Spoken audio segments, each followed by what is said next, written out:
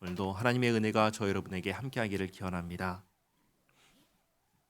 지금까지 예수님께서 바리새인과 사두개인들의 시험을 통과하셨습니다. 그리고 역으로 예수님께서 어제 그리스도란 어떤 존재인지 가르쳐 주셨습니다. 그리스도는 다윗의 후손인 사람일 뿐만 아니라 하나님이신 것을 시편 110편 1절을 통해서 알게 하셨습니다. 그러면 이제 바리새인과 사두개인들은 예수님께 어떻게 해야 하냐면 시험했는데 다 통과했잖아요. 더 이상 할 말이 없게 예수님께서 만드셨잖아요. 그리고 오히려 예수님께 가르침을 받았잖아요. 그러면 예수님께 순종하고 예수님을 따라가야 되는데 그건 또 거부합니다. 그건 싫다는 거죠. 정직하지 못한 것이죠. 그래서 그런 그들에게 예수님께서 그들에 대해서 제자들에게 말씀하십니다. 1절 말씀에 이에 예수께서 무리와 제자들에게 말씀하여 이르시되 서기관들과 바리새인들이 모세의 자리에 앉았으니, 모세의 자리에 앉았다라는 것은 율법을 가르칠 권위를 가졌다라는 것입니다. 그러므로 무엇이든지 그들이 말하는 바는 행하고 지키되, 다르게 말하면 그들이 하나님의 말씀을 율법을 가르치니까 그것은 행하고 지키되 그들이 하는 행위는 본받지 말라. 그들은 말만 하고 행하지 아니하며, 다르게 말하면 그들은 율법을 가르치기만 하고 그 말씀을 지켜 행하지는 않으니까 행하지 않는 모습은 본받지 말아라. 그 말씀을 하십니다. 4절에 또 무거운 짐을 묶어, 이 무거운 짐은 율법에 덧붙인 사람의 전통, 장로의 전통을 말합니다. 무거운 짐을 묶어 사람의 어깨에 씌우되 자기는 이것을 한 손가락으로도 움직이려 하지 아니하며, 모세의 율법도 지키지 않는데 자기들이 덧붙인 사람의 전통, 장로의 전통은 어떻게 하겠습니까? 지키지 않는 것이죠. 그러면서도 5절에 그들의 모든 행위를 사람에게 보이고자 하나니 곧 그 경문띠를 넓게 하며 옷수를 길게 하고, 경문띠는 뭐냐면 말씀에 든 작은 상자를 이 팔에다가 둘둘 매는 띠입니다. 그리고 옷술은 망토처럼 덮는 것인데 겉옷인데 거기에 달린 술을 옷술이라고 합니다. 경문띠, 옷술은 모두 그걸 보면서 하나님의 말씀을 기억나게 하는 도구입니다. 그러면 이 도구는 누구 보라고 있는 거죠? 내가 보라고 있는 거잖아요. 그런데 내가 보는 게 아니고 내가 보고 하나님의 말씀을 기억하는데 사용하지 않고 다른 사람들을 보여주는데 사용한다는 것입니다. 용도가 틀린 것이죠. 나보고 보라고 하는 건데 정작 내가 안 보고 다른 사람 보라고 넓게 하고 옷을 길게 늘어뜨리고 그렇게 한다는 것이죠. 그리고 6절에 잔치의 윗자리와 회당의 높은 자리와 시장에서 문안받는 것과 사람에게 랍비라 칭함을 받는 것을 좋아하느니라. 다르게 말하면 선생님으로 대접받기를 좋아한다는 것입니다. 하나님께서 하라고 하신 것은 하지 않고 오히려 사람의 전통을 덧붙여서 다른 사람들을 힘들게 하고 있다는 것입니다. 그러면서도 지도자라고 선생이라고 대우받고 대접받는 것을 좋아하는 것이 서기관들과 바리새인들이라고 지금 말씀하십니다. 예수님께서 분명하게 말씀하십니다. 그들이 율법을 가르치니 율법은 지켜 행하고, 그러나 문제가 뭐냐?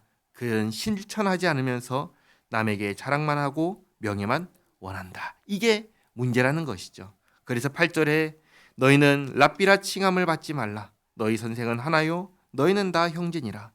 땅에 있는 자를 아버지라 하지 말라. 너희 아버지는 한 분이시니 곧 하늘에 계신 이시니라.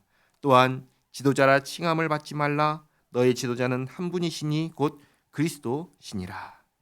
오해하지 말 것이 하나 있습니다. 이것은 선생님을 선생님이라고 부르지 말고 아버지를 아버지라고 부르지 말고 지도자를 지도자라고 부르지 말라는 그런 말씀이 아닙니다. 모든 직업은 의무가 있고 권리가 있습니다. 예를 들면 우리 학교의 교사는 가르칠 의무가 있고 교사로서 대우를 받을 권리가 있습니다. 이것을 무시하라는 그런 말씀이 아닙니다. 아까 하셨던 말씀에 있었던 문제에 이어서 하시는 말씀입니다. 그러니까 이 말씀을 가지고 집에 가서 예수님께서 아버지를 향해서 예수님께서 아버지라고 부르지 말랬어요 하고 아버지께 다르게 말하면 그러면 안 되는 것이죠. 그러면 이 말씀은 무슨 말씀이냐면 하나님 앞에서는 모두 다 똑같은 피조물입니다. 다 같은 죄인이고 다 같이 하나님의 은혜로 구원받은 사람입니다. 동등하고 평등합니다. 누가 더 높고 누가 더 낮고 하는 식의 차이가 없다라는 것입니다. 예수님께서는 이 세상의 가치에 대해서 말씀하시는 게 아니라 하나님 나라, 천국에 대해서 말씀을 하시는 것입니다. 그리고 예수님께서 천국에 대해서 말씀하실 때 이렇게 말씀하셨습니다. 누가 천국에 들어갈 수 있는가? 어린아이처럼 자기를 낮추는 사람이다. 누가 천국에서 큰 자인가? 어린아이처럼 자신을 낮추는 사람이다. 이것을 말씀하시는 것이죠. 그래서 이것을 다시 한번 말씀하시는데 11절 말씀에 너희 중에 큰 자는 너희를 섬기는 자가 되어야 하리라. 누구든지 자기를 높이는 자는 낮아지고 누구든지 자기를 낮추는 자는 높아지리라. 이전에 세베대의 아들 야고보와 요한의 어머니가 예수님께 청탁한 내용을 기억하실 것입니다.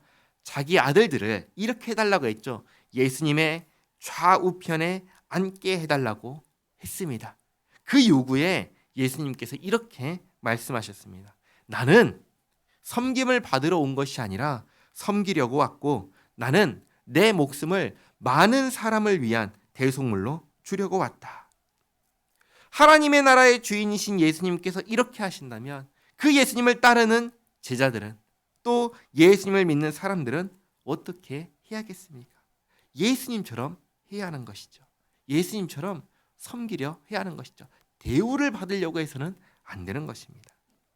정리하겠습니다. 예수님께서는 세상의 가치를 틀렸다라고 말씀하시는 게 아닙니다. 예수님께서는 지금 하나님 나라의 가치를 말씀하시는 것입니다. 서기관과 바리새인들이 하나님의 율법을 말하는 사람이라면 지금처럼 해서는 안 된다. 그 말씀을 하시는 것입니다.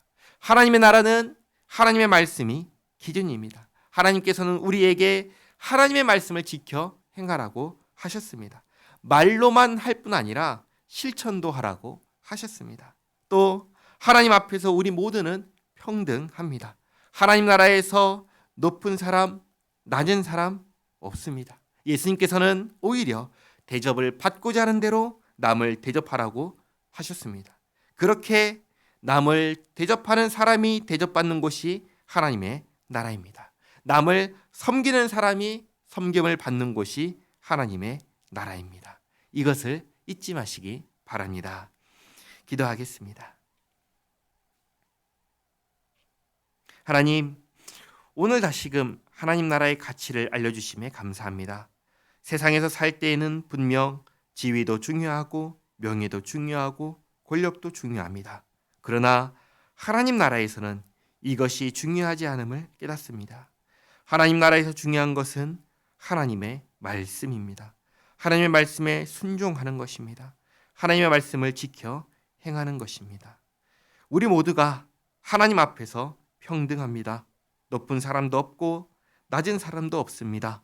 우리 모두가 다 하나님 앞에서 죄인에 불과한데 예수님께서 십자가에서 우리의 모든 죄를 대속하여 주셔서 죄 사함 받고 하나님의 자녀가 되었습니다. 이 은혜를 항상 기억합니다.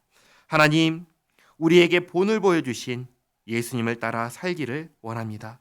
예수님께서 말씀하신 대로 지켜 행하며 살기를 원합니다. 섬기며 살게 하옵시고 대접받고자 하는 대로 대접하며 살게 하옵소서. 주님과 함께 살아가는 우리 모두가 되게 하옵소서. 예수님의 이름으로 기도하옵나이다. 아멘.